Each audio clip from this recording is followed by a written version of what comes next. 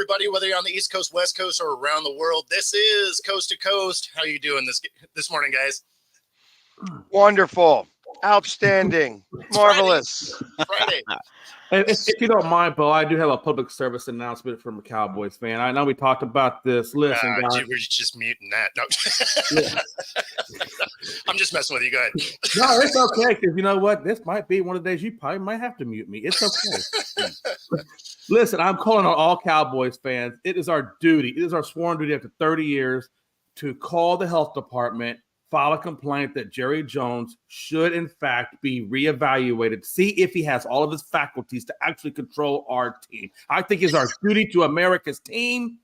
I think it's our duty to Roger Staubach and all the greats that have come through them doors to do it. So call the health office and let's file this commotion and let's get the ball rolling. I'm just saying.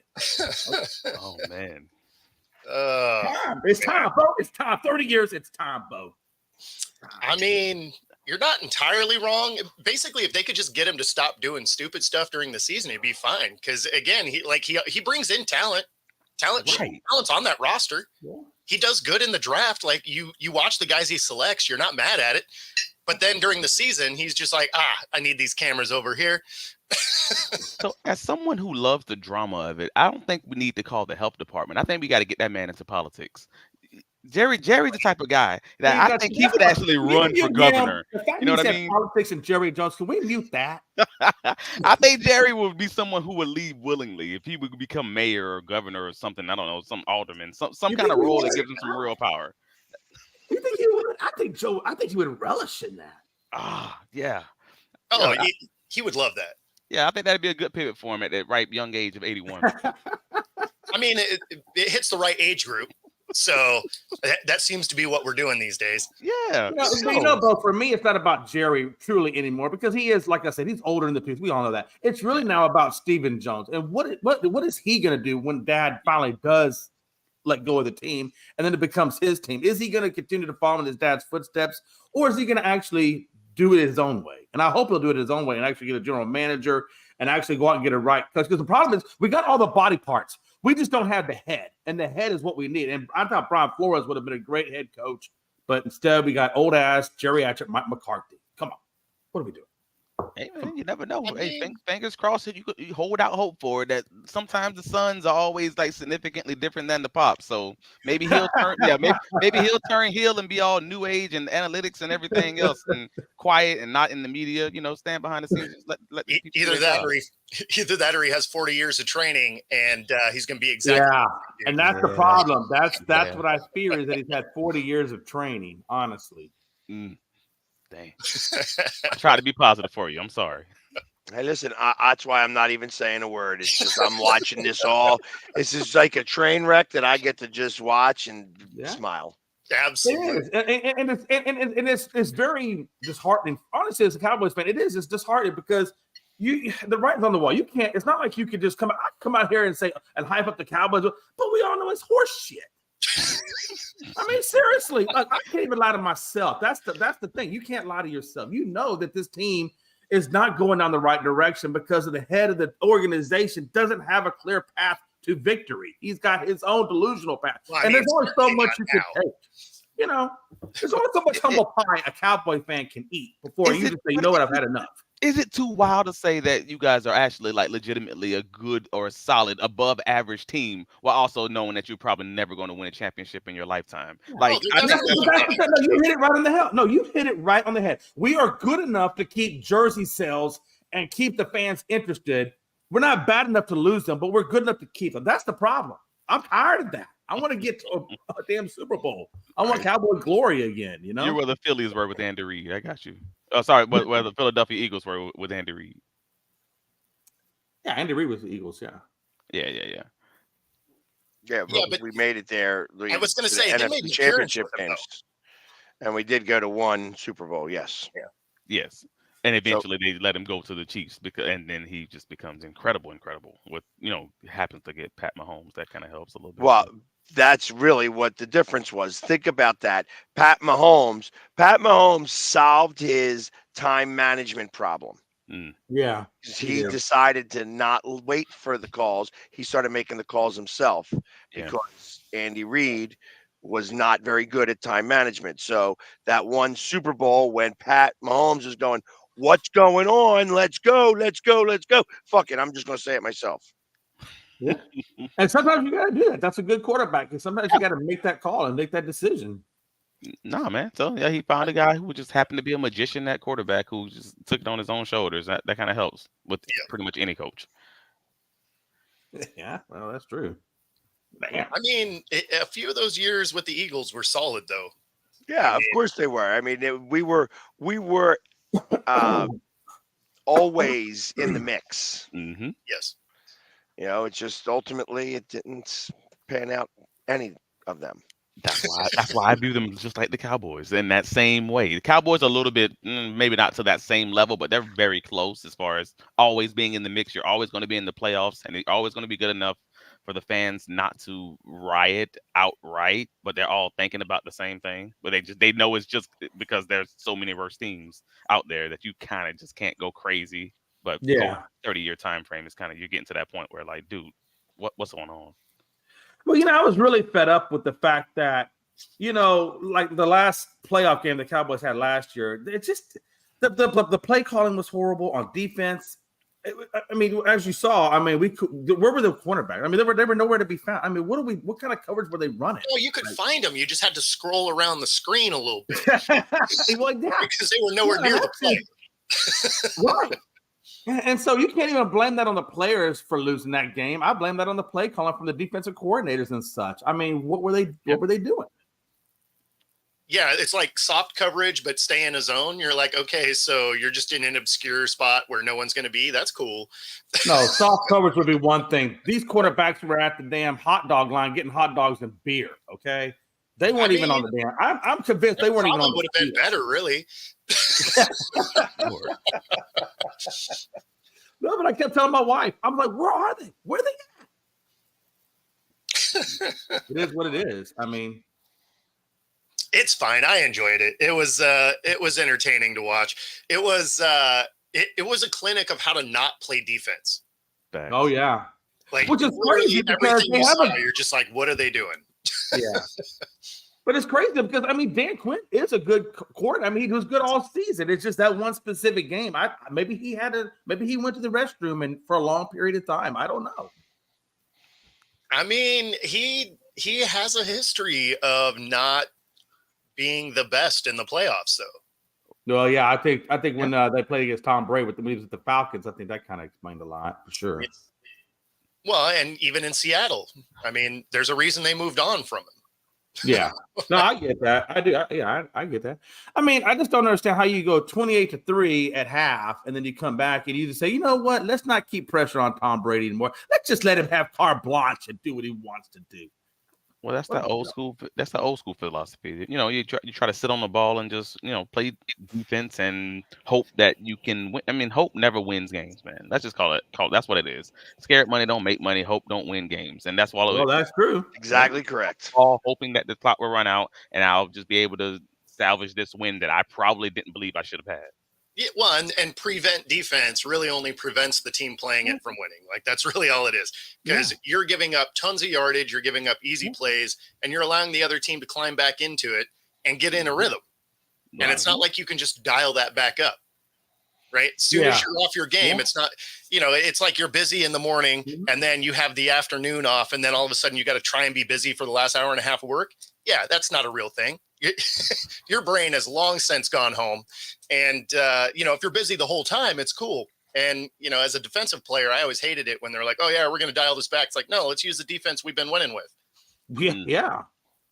Yeah, if it's working for you, why would you go away from it? Exactly. Like, if you burn us, awesome. But we don't want to give you all this easy stuff, because I can tell you it's easy to punch it in from the 15 as opposed to getting that one home run ball on you, especially on a defense that's been working. Yeah. That's facts. Yeah. So speaking of dumb stuff, the Cowboys could potentially do. Oh, gosh. Shedeur Sanders comes out and releases a list of the teams he'd like to play for. And for the most part, none of these guys really need a quarterback. The Cowboys are the only ones that really have a question mark there, only because they who knows what they're going to do with Dak. But for a franchise that does a lot of just crazy stuff for no reason, this could be a good fit. It won't create wins, but it'll be entertaining.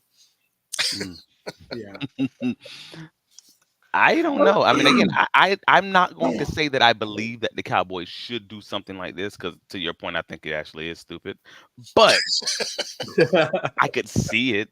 I'm not going to say like that's the piece that I'm like, I could see it. Jerry loves the media, and you have Deion and Deion's son, basically, because that's going to be a package deal. Even if Deion's coaching elsewhere, he's going to be around, and he's going to be in the media talking about the team and everything else, good or bad, depending on how that's going. But he will be involved, and that would get all eyes on Dallas. And if there's one thing that Jerry Jones loves, it's all eyes on Dallas. Like, that might be it, though. I mean, they will get plenty of coverage, whether they're good or bad, right? Like, he can come out and ball out, or he can be just god awful, and the cameras will be on it the whole time because it's Deion Sanders' kid and it's Jerry Jones circus parade. So, I mean, it's it'll do exactly what he wants it to do. I just don't know for the fan base that it equals championship possibilities. But let me ask you that. But play that out even further, though. Play that out even further. This is what I see happening. I see Mike McCarthy crashing and burning this season because he ain't got nothing. Yeah. And then that's a perfect segue for Jerry Jones to move on from him. Oh, here comes Shedeur. Oh, here comes Deion. And then Deion's going to be the next coach. I can definitely see that. Deion's the next coach. I see that panning out. So if I can see a scenario where that comes to fruition, because like you said, all eyes on Dallas. And what better than to have Deion as a coach and his son as the quarterback? I mean, think about it. I mean, that sounds Jerry-like. It does. It does sound Jerry-like, actually. And I would be here for that too, because that still doesn't make me think winning is going to happen. Exactly. Well, and that's the problem, right? But let me ask you guys. I mean, and I know especially Philly sports guys probably going to have a say in this one, but why wouldn't he be a good fit as at least for a backup quarterback for either the Ravens or the Eagles? Oh, as a backup, sure. I feel like that's a solid spot for development and behind two quarterbacks who run the ball a solid amount and kind of have I won't say a same game, but at least in the realm of being a similar kind of type of game. I feel like that might be an option. Yes. So from a player development standpoint, totally makes sense. From a ego standpoint, I don't know that he's trying to come in and be a backup. Yeah. I mean, but you got the Hurts. Actually, I don't even know what his contract looks like, honestly. He just signed one. He just signed one last year. So last year was, I think this year is actually the first year of that contract because it was an extension, obviously. So it's, I think that it's, he's what, 35 million this year as a cap hit, but it's, it's a nice size contract, and I think it's for 5 years. So at that point, he'd just be someone that's an injury guaranteed kind of type person. So he might want to be in these cities, but he would not want to be playing on these teams as a backup. Yeah, and I think I know he's a quarterback, but I think that he winds up like if he's going to be playing in these cities, obviously he wants to play for Atlanta, and Atlanta doesn't need any of these. So what is he going to play? Is he going to start to play defensive back? Is he going to start to play tight end? Is he going to try to go to running back receivers type thing?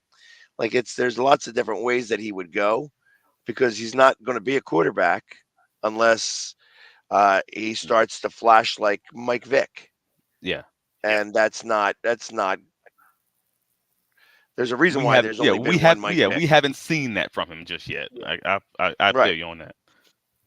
So I feel like that anything right now. Hey, listen. Hey, you know what? You want to know my favorite teams? My teams that I want to play for. I want to play for the Eagles. I wouldn't mind playing for Miami Dolphins or Arizona Cardinals. I wouldn't mind playing for the Chargers or the Rams. And there's my 5 teams. Yeah. Well, I wonder if anybody will pick me up. Well, and it's funny because had he put Miami on there, you at least have a question mark, right? Because they've shown that they don't necessarily love Tua. I mean, this obviously doesn't feel like this was something that he sat down and thought about opportunities and openings. I mean, he put the Atlanta Falcons as the first team. Well, Come he on, put man. the Atlanta Falcons. He put the Atlanta Falcons first, and he put the Dallas Cowboys second, and then the 49ers on number 4 because his father played for all those Exactly. teams. Hmm. That He makes put the sense. Commanders there because I think he finished his career with the Commanders, right? Dion I Uh, don't Did he? ever remember him going to with the Washington. Redskins. He wasn't. yeah. No, I think you're right. I think you're Hey, right. they probably are. I just I think he had 1 year with them, and that's how he finished Yeah, up. he did. He So did. He did. Baltimore, so Baltimore and Philadelphia are the 2 teams that, hey, I think that they're good teams. So yes, I'd love to Yeah. be on there so that I can get my ring. Well, and that's why I was thinking Miami is because he doesn't have to be amazing because anybody can throw to 3 race cars, right? Because you got Waddle, you got Hill, and now you have Odell. I mean, you don't have to be great to be able to complete passes to those guys. I mean, Like they're going to be open. Tua knows that. Yeah. Yeah, that's what I'm saying. And since they don't seem like they want to pay Tua, all of a sudden, That's part of what we're talking about, Joe. That obviously this is ridiculous. That Yeah. he says that these are the 6 teams that he wants to play for. It's just he's not done anything.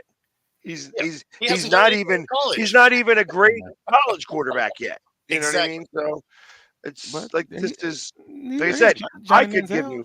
I gave you my 5 teams. I'm hoping somebody drafts me. Hey man, Johnny Manziel told y'all boys, and he showed y'all boys, if I can make an entertaining enough product, especially in the draft and that off-season kind of scenario, then someone crazy out there. All it takes is one GM, one bad GM to listen to a homeless person to tell them to draft him, and that'll get you in the first round. Shadir knows he knows it. Yeah. There's a lot of dumb NFL owners who just happen to be billionaires. Come on. And he does have, he does have his dad in people's ears. So, I mean, Well, of course. he'll ultimately, I mean, unless he just falls off a cliff, he'll probably get selected in the first round. It's quarterback. I don't think so. I don't think so. I could see his dad having enough sway to make something like that happen.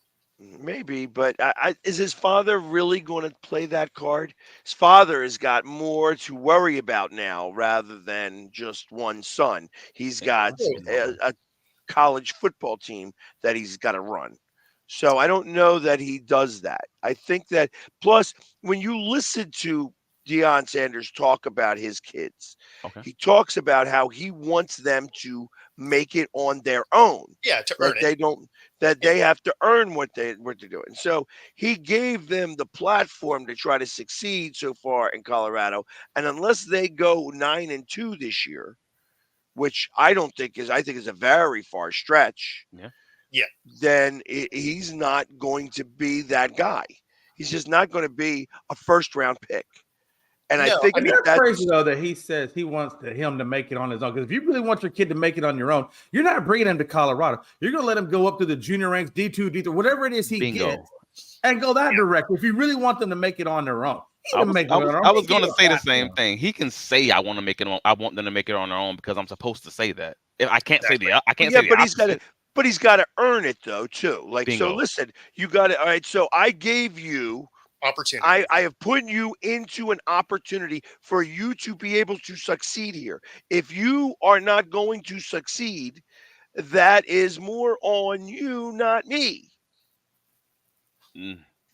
I just think the reason Deion does all this or a lot of this is simply because of his children. And if that is the motivation, if that's his motivation for doing this for these children, I don't see how he does not make him a first round draft pick, pulling all the connections, pulling all the stops, putting all this social media and everything else, campaigns, whatever you want to call it, the attention to make him look the best he can and shape it. Because that's the reason he's doing it. He's not going to be a first round pick. I'm telling you that my expectation is that the GMs in the NFL are smarter than that. They'll see through it.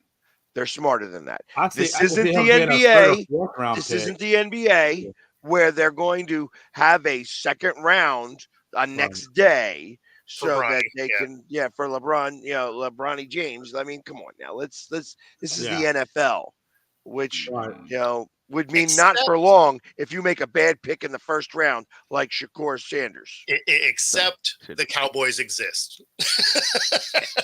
And there's somebody, I just think there's just somebody who's going to trade, whether it doesn't have to be early, like it doesn't have to be top 12 like Bo Nix and JJ McCarthy this year. But because again, when a lot of people didn't say early that we're going to have this many quarterbacks in the first round. I said it on, might have been on a podcast with Bo last offseason. I'm like, early this offseason. I'm like, no. There's going to be 6 quarterbacks taken. I don't know why. Just that someone's going to trade. I thought there is another dumb team. Somebody's going to trade up late in the first round and get that 5th year option. And I'm just like, somebody's going to take him.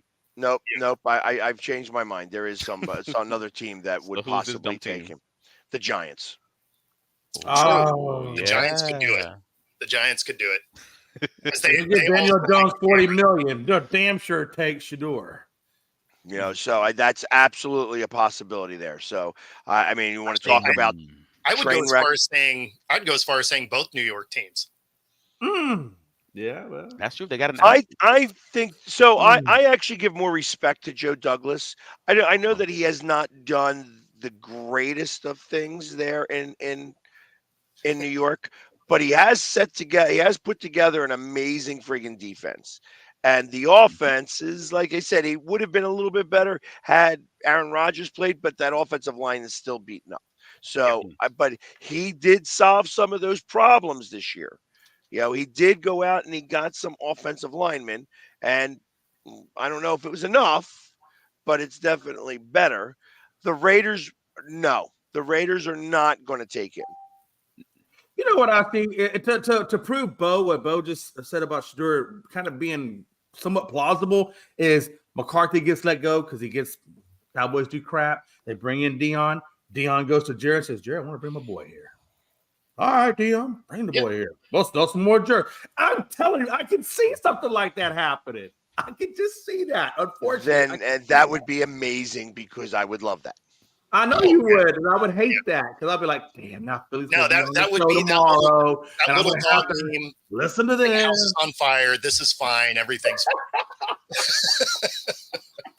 fine. Hey, that'd be a great way to rebuild, but not a way to rebuild and still try to be exciting. Because that's the goal at that point. You know what their money situation already looks like, so it's kind of right. Because I think Shador should be a 4th round pick. I mean, I think he's a guy you take a flyer on in the 4th round, see if you can develop him, see if you can do whatever.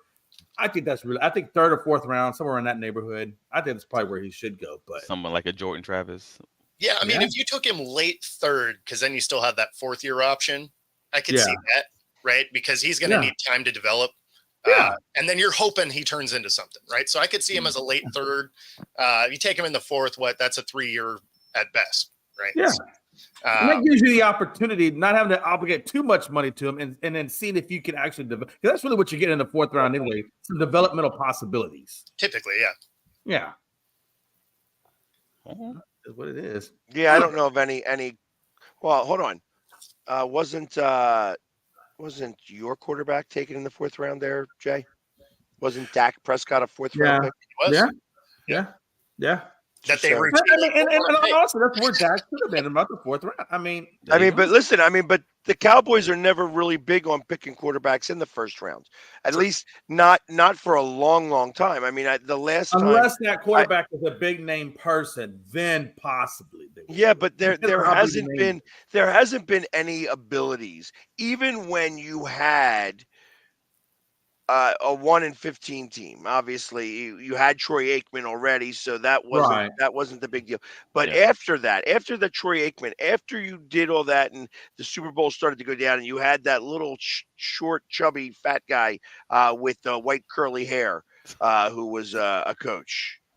You talking about Wade Phillips? Yeah, not Wade Phillips. No, I'm talking about the guy after him, maybe.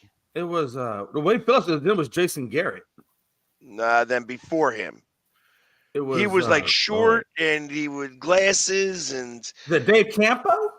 I mean, you got Bill Parcells. You got Chan Gailey. Chan Gailey. That's the one. Okay. So even during those times, you didn't take quarterbacks. So I mean, that's why I'm saying taking a quarterback in the 1st round. I mean, Romo wasn't even drafted. Yeah. So I mean, That's true. those are So they're those looking are for the the lightning things in the they are bottle. not. They're not going to invest that type of money. Now, maybe they change their philosophy some, but Mhm. that's not really their MO a lot of the time. I mean, they You- did Okay. start paying people because Jerry wants a ring, right? Like he wants one more before he kicks off. So I mean, he has started to do some things in that GM role that you didn't Well, see all the time. he was always willing to pay people. No, I mean, Some of them, as far as bringing yeah, in free some of them. agents and, Like and making big trades, receivers yeah, for he was sure. always open to Like he that. liked paying receivers, but and it, they would never. That's another thing. They're never really big in the free agent market. Right. He's No, I not. agree.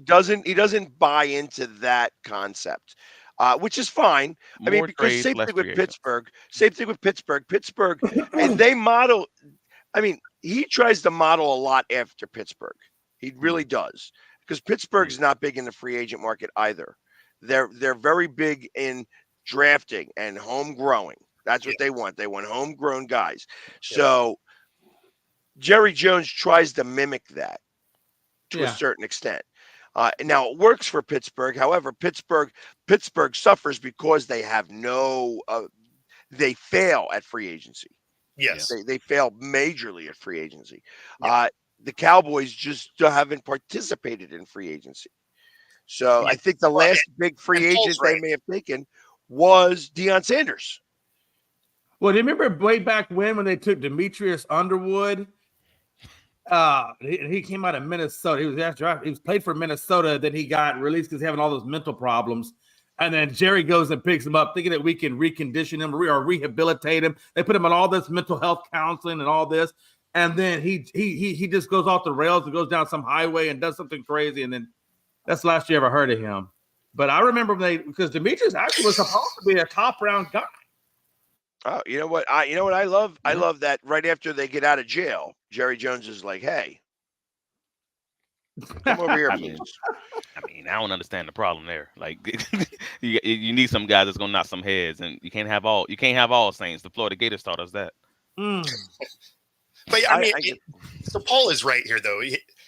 Jerry does seem to sign guys that he likes, right? Like it isn't always necessarily guys that should be getting signed. It's he makes some emotional decisions when it comes to contract time. Yeah. Yeah. Yes, that is a true statement. And this here, So- I mean, the rebuild is coming.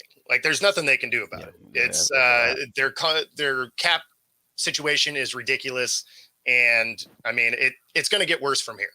So because they got big guys that they got to try and sign, and they have no money to make that happen. I mean, and that's going to be the big deal. That, like, all right, so say you franchise for 1 year, Micah Parsons. Sure. Because that's what you're going to have to do. You're not going to be able to give him a long-term deal, or you maybe give him a long-term deal and you back-end load it, and then you wind up doing the same thing that you got stuck with this one. So it's like literally, if you didn't have Zeke on this team, he still would be the highest paid player or second highest paid player on the team behind Dak Prescott, who is going to get paid for 2 more years after this as the highest paid player on the team, and he may not even be on the team. Exactly. Yeah. What? He's got a $60 million cap hit next year, and there's no guarantee he'll be on the roster. Right. Well, that's true. That's brutal. That's true. And I don't want to go through a rebuild. I hate rebuilds, but that may be the best. Turns into something. But you know what? Hey, that may be the best option for them. Gather up draft picks, and then hopefully you get a better head coach that can do something. I mean, I'd be honest. If you guys go 4 weeks and you have a bad first 4 weeks, I would try to trade Dak Prescott for a number 1 pick.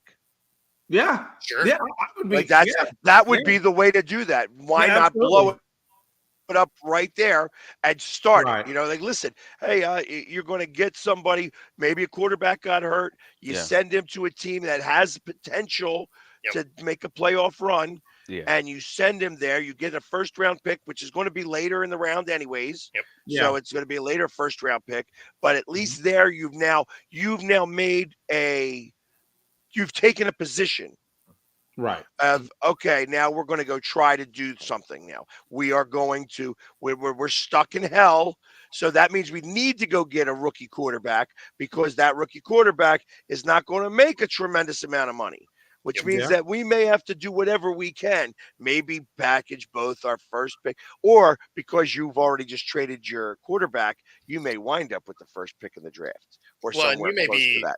You may be punting on CD also because, I mean, he's already come out talking about places he'd like to go play. Yeah. So, I mean, absolutely. All of these contract issues are coming to a head, which is why the other day I was like, oh, do they take a bigger step back than we were originally thinking just because morale on this team is going to fall off the map? Oh, yeah. And nobody wants to go through a rebuild, but that just may be the quickest way possible to reset this mess that they're in and get back to the right track. But they're going to have to really make better decision makings when they come out of the rebuild, if they want to continue. And that could, with Jerry, that's always an issue. This will be the smart time to do it, to the Philly sports guys' point. If you start off rough, or if you have the rough first half of the season before the trade deadline, to start that now versus having to bring a new coach in and have to burden them with whatever that's going to look like as far as your dead cap and all of that. You can start just clearing the space now and giving yourself all the opportunities to maybe get a few draft picks next year. And then at that point, you already know you're getting a new. You already know you're getting a new coach. You know what I mean? You let him finish this season out with. Hey, listen, work it out as best as you possibly can. We are getting capital now. That's what we are trying to do, and we're getting capital for somebody who's not you. Do you think that they do that? Or do you think they just fire McCarthy and let Zimmer finish the season? Because if you're already taking all his toys away and he knows he's getting fired, he's already come out basically saying he's fed up with Jerry Jones. Do you just say, you know what, enough's enough? Because, I mean, we've watched plenty of it around the league. I mean, we watch the Panthers do it every 6 games. So, I mean, they could blow this thing up and, remove McCarthy because he's done after this year regardless. So, and unless they go win a ring, there's no chance they bring him back. So, no, I think that if they by chance made it to the NFC Championship game, he would come back. Really? Yeah. Is that hope from a Philly, like from a Philly fan, or is that like you legit? No, there's no chance. There's no chance he's going to get there. But I'm just telling you. I'm telling you that's what I think. I think that if he made it to an NFC Championship game, that they would bring him back. Oh. Like, I don't think he needs to go to the Super Bowl. I don't think he needs to win the ring. I think that they don't want to change coaches again. Like, I feel like that's a thing for them. They don't want to do that. But they would if it's a blow up season, which I thought was going to happen last season, but now looks more primed to actually happen now rather than last year. Then it's not going to matter. But if he was to actually, with as much of a mess this is, if he was able to put it together well enough and get them to make a little bit of a playoff run, they don't even have to go to the Super Bowl, but if he made a little bit of a playoff run, that would show enough of his worth. How do you fire him? Like, that's what I think. How do you fire him? You don't. Yeah. Not if he just went to the NFC Championship game. You're we're Jerry talking Jones. Jerry Jones. That's not the goal. NFC champ, like in my head, it's like no. The fact that you were here. So let's no matter how this season goes, the fact that he's here on the last year of his contract with his quarterback on the last year of his contract with basically a zero cap savings as far as cutting him next year. He's out of there for the most part. You got a receiver who wants a new contract, who you may or may not pay. And I don't even know how that's going to go. Your main, like, across the board, all of it, everything shapes up to say this is it.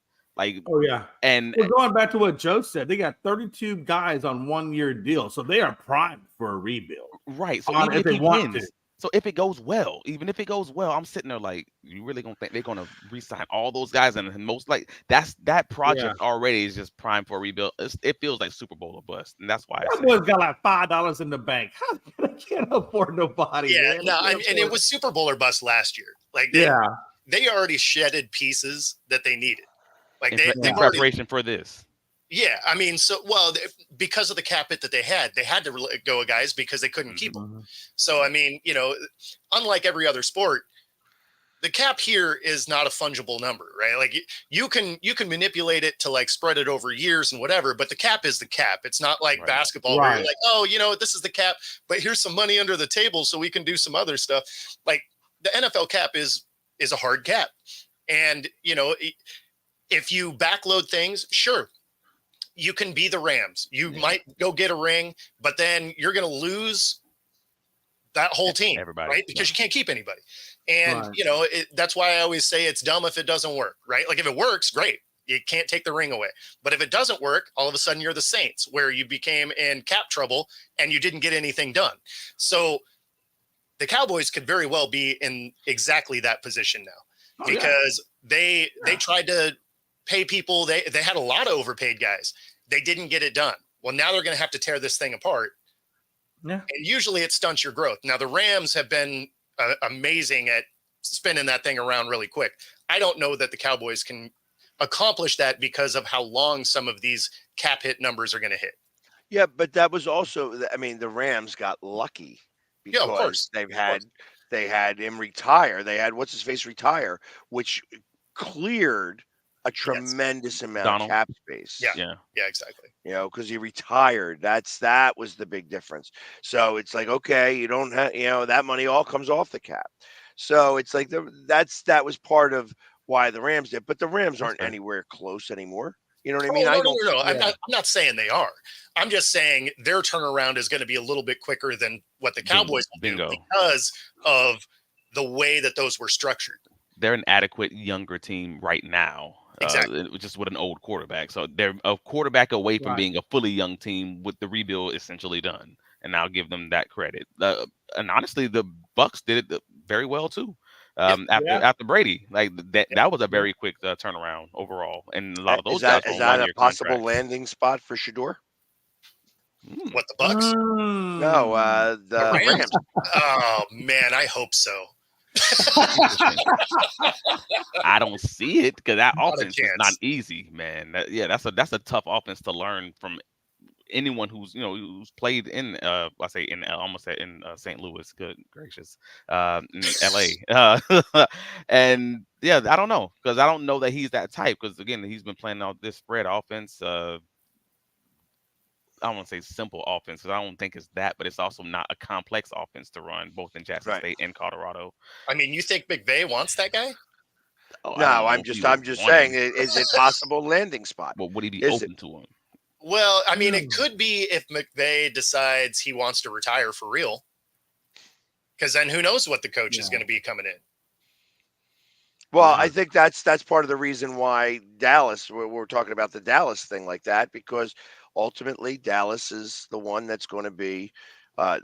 They are the ones that they either blow it up early so that they can start getting assets because that's what you would need. You'd want to start pushing the pieces out. However, how does your fan base start to take on the tank? Yeah, they won't love it. That's a good point. That's a good point. I mean, at one point or another, you're gonna have to just bite that bullet. Like, come on, like if the fan base ain't going through a rebuild in how many years? Well, that's what I'm saying. You take that. You chew that piece of gum till it's absolutely dead. Yeah. And then you got to just spit it out and throw it away. You know what I mean? It's like there's no.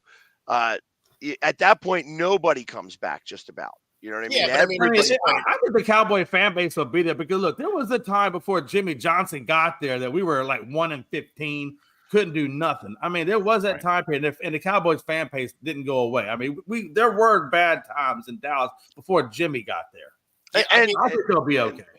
The problem is if they're just trying to appease fans by going and getting somebody, it's not like grabbing a new piece of gum. It's going to be grabbing a piece of Fruit Stripes gum, which is going to be good for about 30 seconds, and you're still going to have to blow the thing up. Fruit Stripes gum catching strays. That's. I mean, they went out of business anyway. So Juicy fruit. You got to put that one stick in there. It had a flavor for a half a second, and you had to stick another piece of juicy fruit. Pretty much. Or Big Red. Big wad of juicy Big Red. Exactly. All of a sudden, you're just Ace Ventura with the giant ball.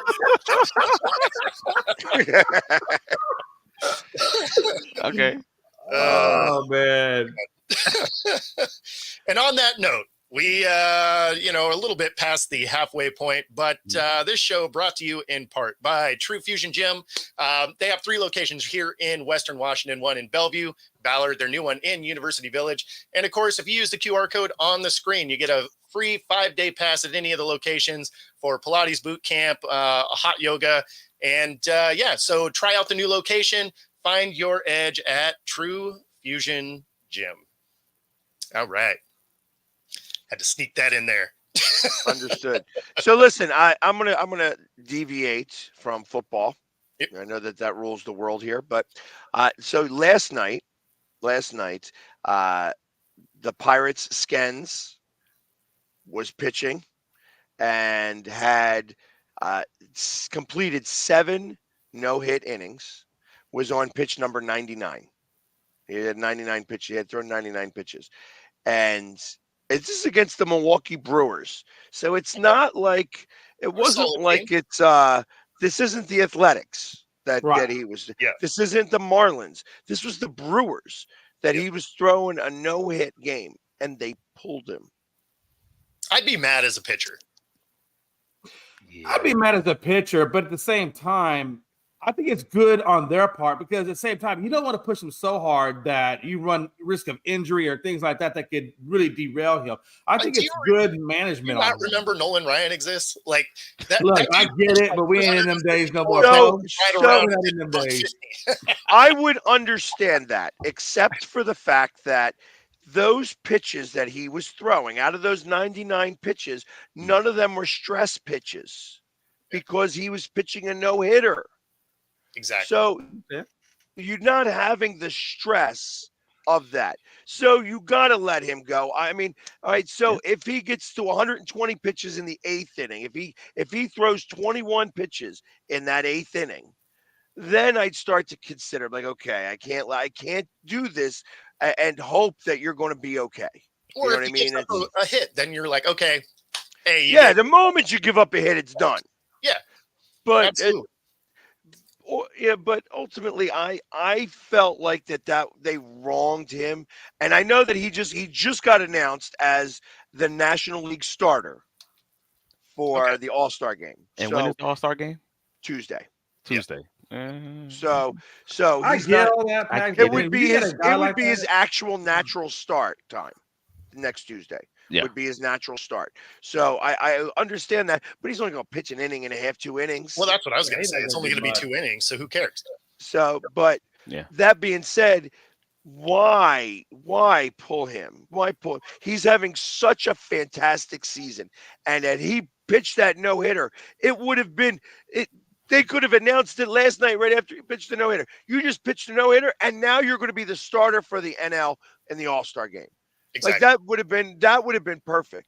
Now, they did win the game, and of course, the new pitcher who started the 8th inning gave up a hit in the very first at bat. So there went the combined no hitter that got thrown right out.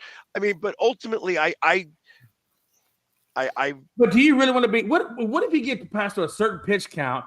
And then, God for those freak injuries that always seem to happen, and then you're the skipper of that team, and then you look like the biggest dumbass because you just went out there and ruined your listen. You don't look like the dumbass because he's pitching a no-hitter. Exactly. He's pitching a no-hitter. You have to stand behind your guy. He's going over 100 pitches, and he has been pitching absolutely ridiculously lights out. All season long. You can have those injuries on your 3rd pitch of the night. So I mean, it's I not understand that. No, I understand that, but it's not about if he could. It's about risk management. You still got to do a little risk management, right? In there, so the coach ended up saying after the game, because they asked him about why he took him out, and he said basically that he was tired. It really didn't have to do anything with pitch count. It's about trusting your eyes and trusting them. I can see it was wearing down. He was tired, so that's why he's just, I guess, a visual feel for the guy saying, "Hey, I took him out just to save him." Right. Yeah. I don't know. I mean, these guys, they're with him all off season. They're with him all season. If they say he looks like he's wearing down a little bit, and Let me just save him, and you still get You know the what? win. You know That's what? probably a See, victory. see, as he said that, as he's saying that, you know who I'm thinking of? I'm thinking of Rob Thompson, and I'm hearing him. I'm hearing those words that you just said. Mm-hmm. Him talking about Wheeler in the 6th inning of Game 6 of the World Series against Houston.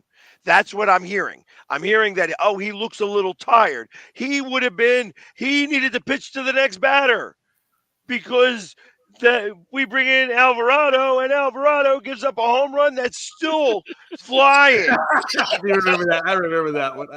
I mean, I get it, but at the end of the day, You know, if you win, trust it's a me, great I was decision. there. They said it was 450 foot. They lied. They Lord. lied. That thing was like 550 foot. That was just the height. They were not the distance. It was just leaving orbit. It was that went over all the stands, that went into the area, the vestibule. Like Right. that was so far gone. So far gone. But Wheeler would not have given that up. Or if he did give that up, at least then we could say, all right, we left him in there too long, but you gotta trust your ace. You gotta trust your ace. But I understand your situation more than I do the skiing situation, because you are in the playoffs. So I get the playoffs. Like that's the pinnacle. But when you're the Pittsburgh Pirates and you're damn near in last place, what else do you got to go for? What are you saving him for? That's what I'm talking about. Like you could have a guy who's about to pitch a no-hitter for your team before the All-Star break. You may wind up actually propelling yourselves to actually play better.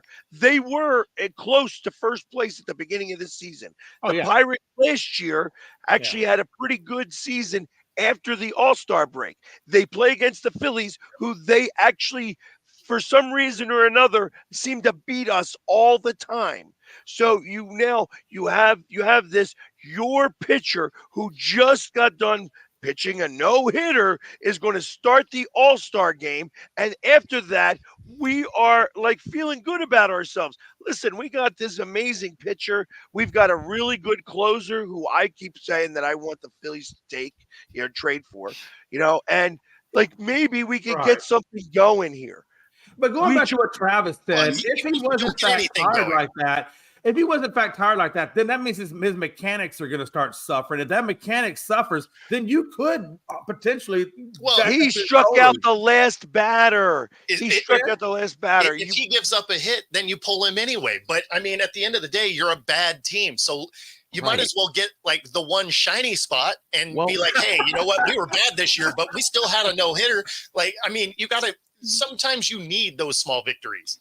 I don't know if I agree. That just sounds like the momentum argument all over. Like, and I don't believe in momentum in sports. I just believe, hey man, you win if you won. You win because you win, or you win. There's technical reasons that you won or lost or whatever it may be. But the whole vibes argument or the whole momentum argument, it never really sits right with me because I'm just not one of those guys who believes in it.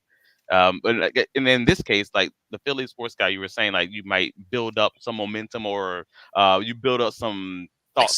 You build up a good feeling in the locker room. Yeah, but they won the game. They did win the game. game. Decision, they won the game. So the materially nothing changed overall, other than I wanted him to finish it. Yeah, it does change though. Because you have you change, because it's not like it's real common to get a no-hitter as a pitcher, right? Like those don't happen all the time. Yeah. Like someone's going to make contact. It's part of the game.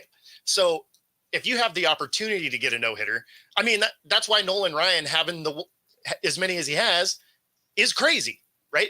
And he played forever. And Nolan Ryan was a specimen, too. That guy was a physical specimen. Like his body was just in great shape. I mean, not to say that Paul Skeens isn't, but he's still at the beginning of his career. You look back on. There's a lot of arguments you can make for it. I get where Philly's coming from. But I get where you're coming from, too. I do. No, I just think it's one of those where if you have a guy, that would be like pulling somebody that was going to have a perfect game. Like, I mean, you just don't do it. You let them have those special moments because you only get so many of those. Like sometimes, like Travis, as a player, you stepped out on the field and you just had a day where there was nothing you could do wrong. right? Like there's those games just for well, maybe not you, Travis, but other guys have had going out on the field. Don't start that. Every athlete has had one of those days where you just stepped out there, didn't matter what you do, it was coming up roses. Yeah. You're telling me you would have been fine if they sat you down in the third quarter because you were fine, you were balling out, but you know what? You had a snap count. And we're gonna sit you down on the pine. Let me keep it a buck. Let me keep it 100. I would not be fine. No, I'd be pissed. You don't want to be fine. But I don't gotta be fine because that's not my job. That ain't my role. Sometimes the adults gotta save me from myself. And that's their job, is to make sure that they are the adults in the room to save me from myself and keeping me fresh for the whole season. That's literally why they're here. So I'm not gonna be fine about it. You're right. But you're a 2-win team. You being ready for the next game doesn't even matter. I mean, that's the Trevor Lawrence argument. For real. And let's also be for real. He threw 99 pitches in the game, but he also threw an extra, for those 7 innings. He threw an extra 30 pitches warm up. He pitched probably 60 or 70 warm up pitches before the game. I mean, so there's 99 pitches, and he struck out his last batter. Like, so he wasn't throwing, like I said, he wasn't throwing stress pitches. Yeah, it'd be like you get an interception, and then they're like, we've seen enough. Well, in my head, this is the Urban Meyer, Trevor Lawrence argument. Like when this is a sorry team who was just historically just looking just dreadful, just bad, and your quarterback is out there. And I know you say this is not stress pitches, but he's out there just getting beat up. He's getting a little tired. His mechanics are falling on him a little bit, whatever it may be. And you're like, nah, man, I gotta take this dude out before he f's himself up, before he hurts himself, before he actually does something that will take him 6 months, a year, whatever it is, to return from. And that's what, if the coach is like, hey, man, he was tired. And to Jay's point earlier, sometimes when you're tired, your mechanics start, giving out a little bit. Like, you may be still doing well right now. You start cheating your mechanics. You start cheating your mechanics. I understand that. And then you don't want him to get to that point if you have a chance to save him from himself. That's what I meant when I say, hey, sometimes the adults got to be the adults. I get it. And Bo, I think the right analogy would have been, that's like if Roger Staubach, when he threw the Hail Mary pass, which, by the way, that's how it became the Hail Mary, to Drew Pearson, and then you take Staubach out, that would be a better comparison. Okay. Well, I was just using his particular. I know, position. Bo. I just wanted to correct you. That way, next time you knew the better comparison would be, compare apples. I feel like I can't take advice from you, Jay.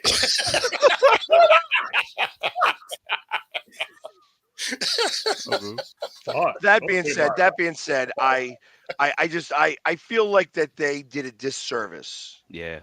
To themselves and to Major League Baseball, actually. Like, it's like to themselves, to him specific, and to Major League Baseball by not allowing him to go after it.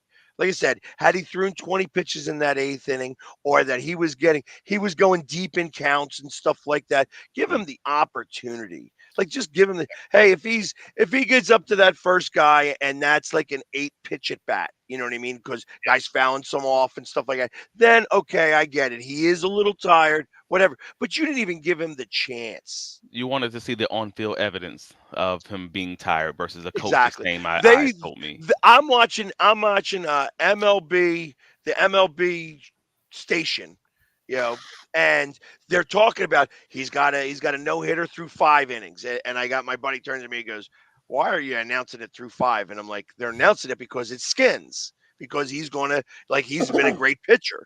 And then, all right, he went through 6. Oh, he went through 7. And then they stopped talking about it.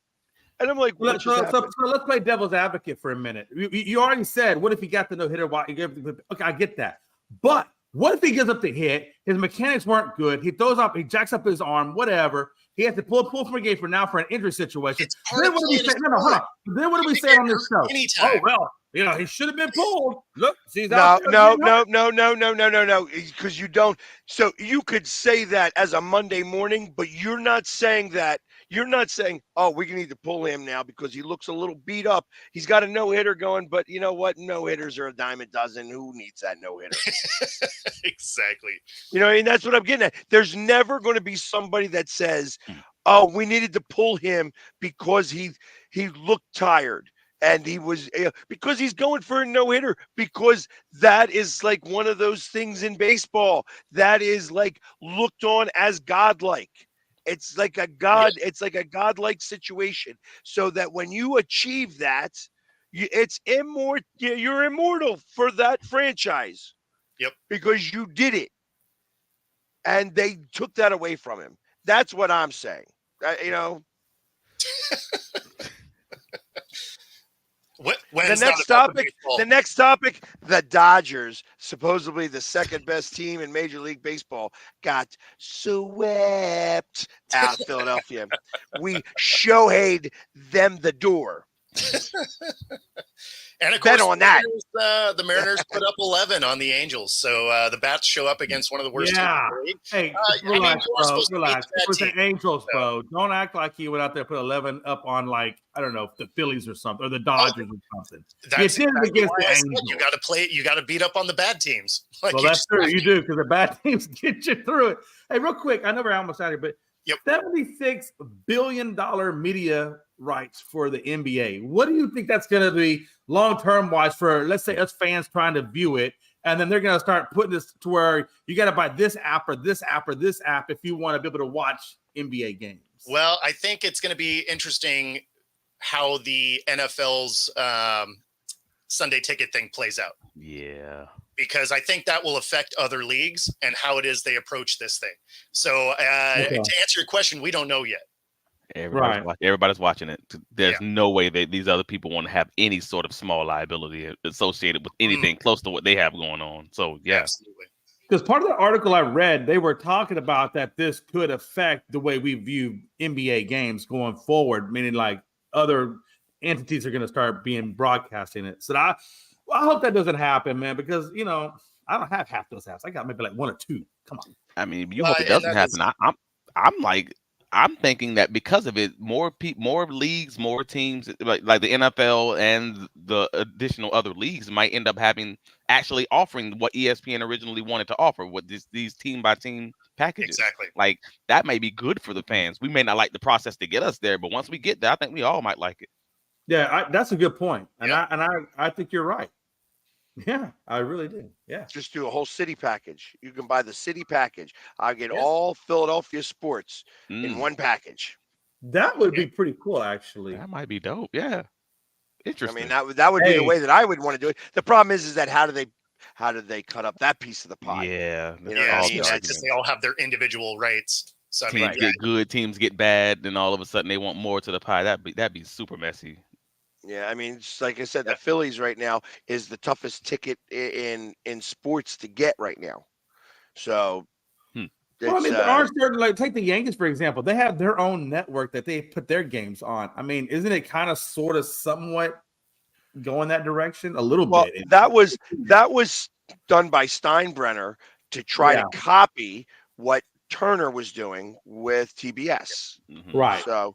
That's all that came out. That he was tired of hearing about Atlanta being America's team, because they were just shown all the time. That's what it was. They were shown on TV all the time because he had the cable network, and that was like, well, we're going to do Yes TV. The Yankees entertainment, station. You know what I mean? I guess that's what it was called. And ultimately, it gave them the ability to show all the old games and, hey, let's do this. So it actually helped broadcasting for ESPN with the ESPN Classic channel. Yeah. And that brings us to the end of the show. Where we spoke sports all day long. The entire time. It is amazing. Those of you watching on YouTube, be sure to like and subscribe. Helps all of our channels out. If you are watching on Roku, stay tuned for the next hour. Other than that, you guys enjoy the rest of your weekend. See you next week. Take care, guys.